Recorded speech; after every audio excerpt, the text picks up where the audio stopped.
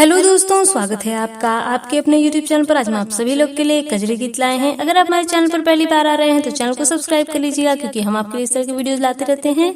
अगर हमारा गाना आपको अच्छा लगे तो कमेंट में लिखिएगा। सैया मोर गाड़ी के ड्राइवरवा हम जोगिनिया बनबैना।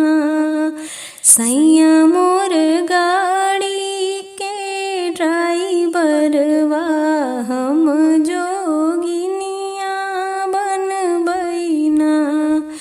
हम जोगिनिया बनबैना हो, हम जोगिनिया बनबैना।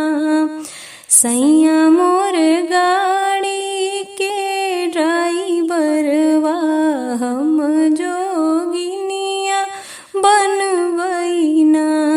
सोने के थाली में जेवना बनाए, जेवना सैया जी से जेवायो।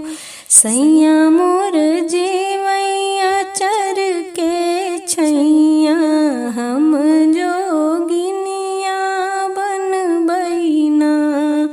सैया मोर जेवैया चर के छैया हम जोगिनिया बनबैना। सैया मोर गाड़ी के ड्राइवरवा हम जोगिनिया बनबैना।